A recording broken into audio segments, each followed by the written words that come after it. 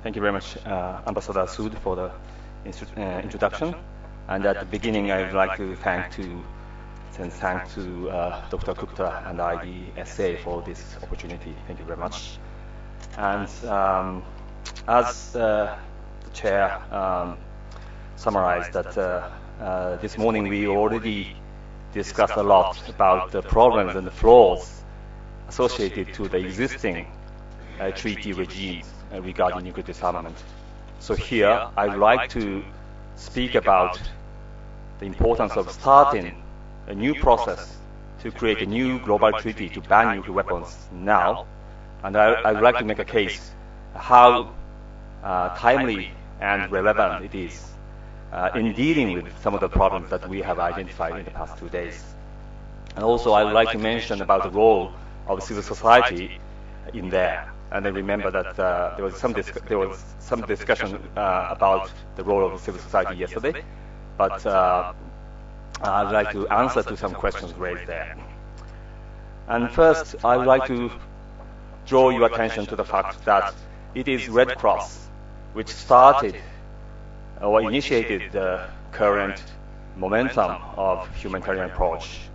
And in April 2010, the president of ICRC, the Red Cross International Committee, made a statement with regard to the inhuman nature and of nuclear weapons and the need to eliminate of nuclear weapons under the international humanitarian law. And it was the starting point of all this humanitarian approach. And just next month at the NPT review conference, the deep concern to the catastrophic humanitarian consequence by any use of nuclear weapons was referred to in the final document.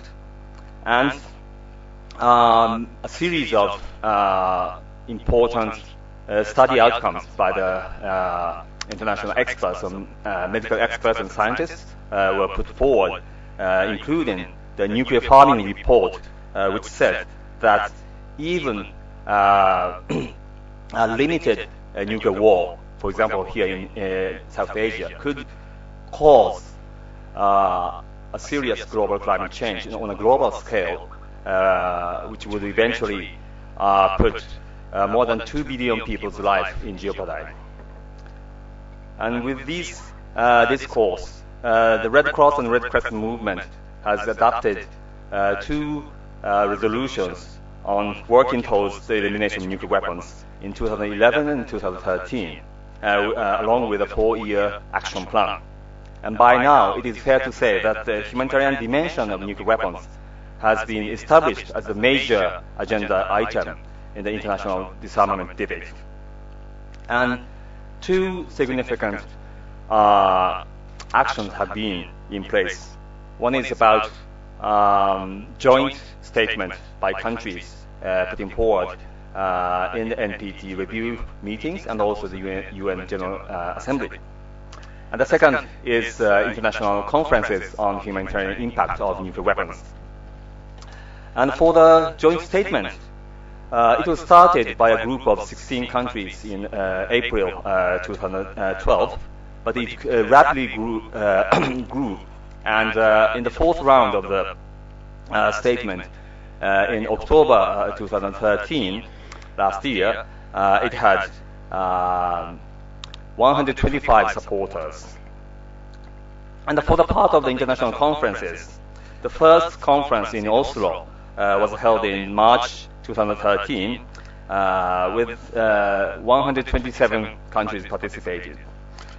And the second conference in Nayarit, Mexico was attended by 146 states.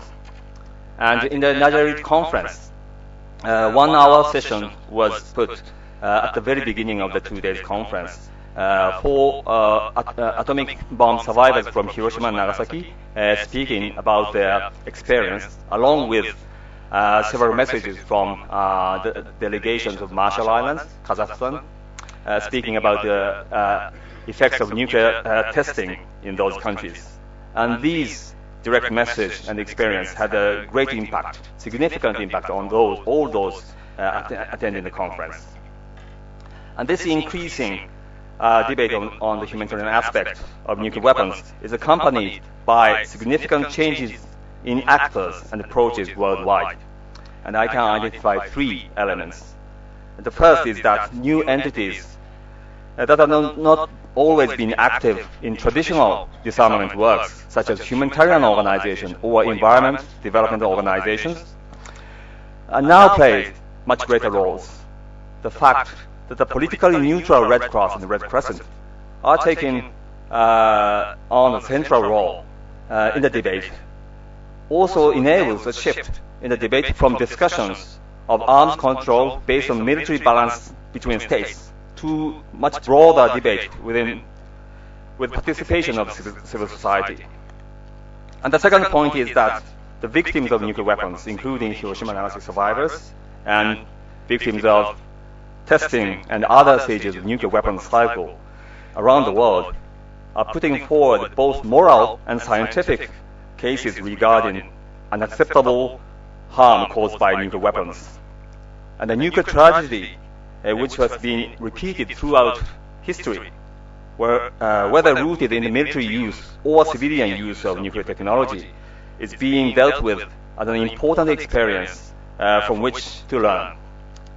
The case of Fukushima disaster taught Japan that it had until then been caught up in a nuclear safety myth. The existence of nuclear village, the close, corrupt interests who systematically created this myth, has also become clear since the disaster. So now is the right time to question about the myth of deterrence.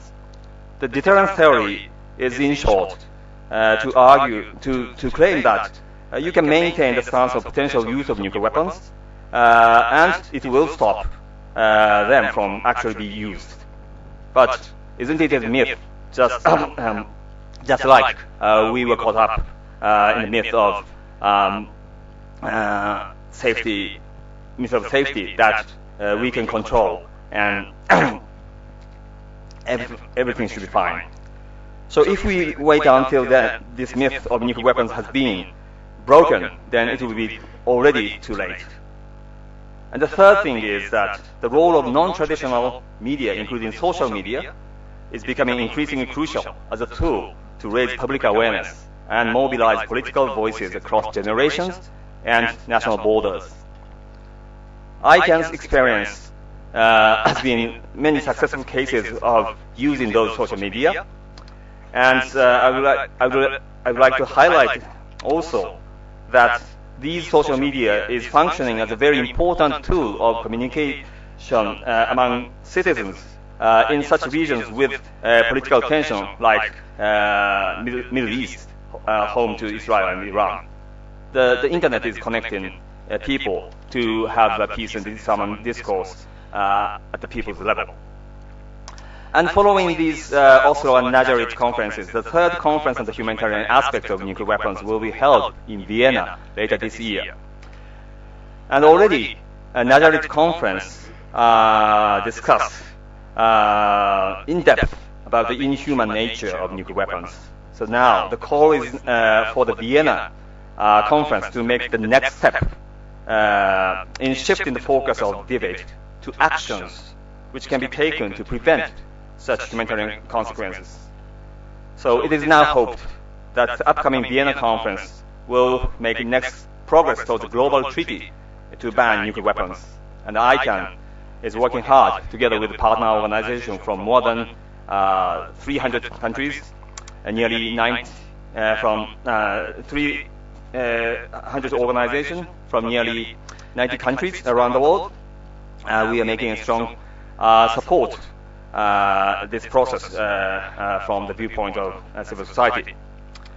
And I would like to answer to some of the cynical views regarding the effectiveness or practical impact of those humanitarian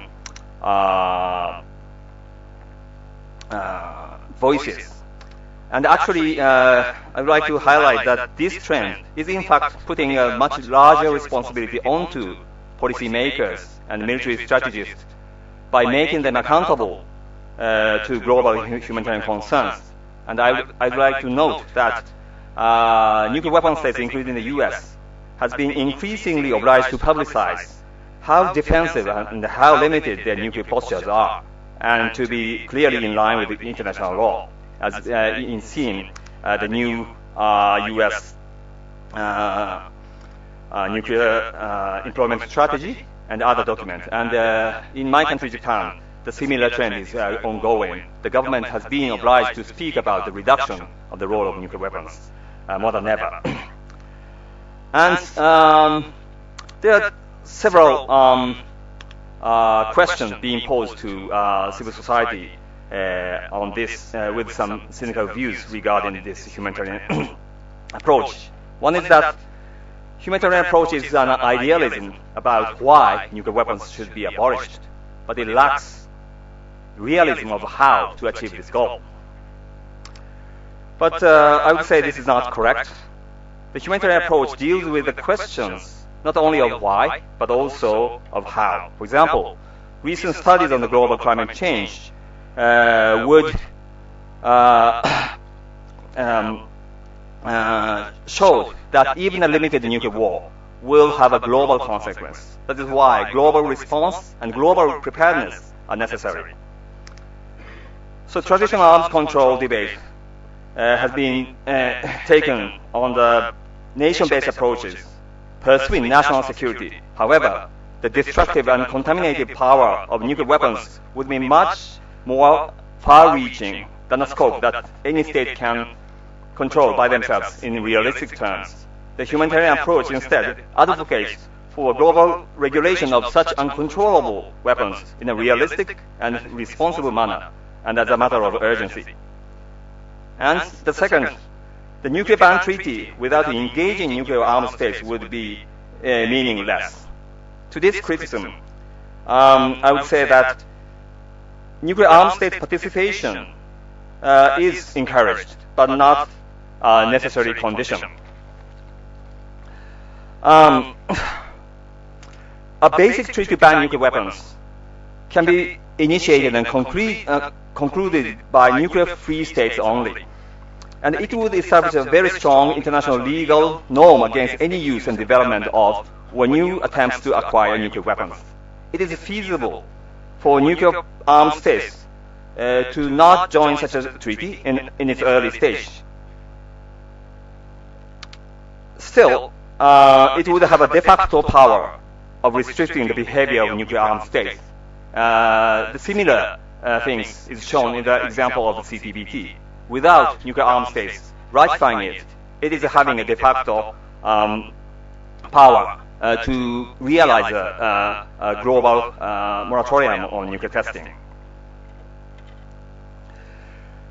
And also, anti-proliferation effects of a global nuclear ban treaty should be noted. The NPT is simply a scheme in which a handful of haves impose upon others not to have.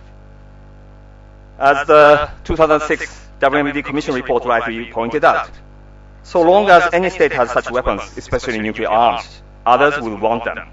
The lack of progress on the side of nuclear weapon states with regard to their disarmament obligation under Article 6 has triggered counter-actions by non-nuclear weapon states, as was seen in the case of North Korea, and also in trends of potential nuclear arms race in the Middle East. So,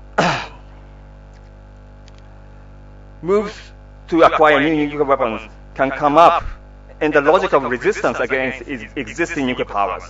Establishing a global treaty to ban nuclear weapons, in whosever hand they might be, will prevent such logic of self-justification of proliferation from prevailing. And just to conclude, let me point out just one thing. Nuclear armed state participation in the scheme of global ban would be required in the later stage to establish doable verification and dismantlement and those technical mechanisms. But we shouldn't let just things stop and wait until the conditions will be met.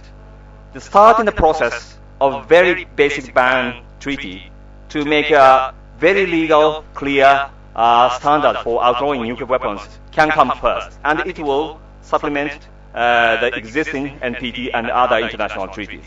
Thank you very much.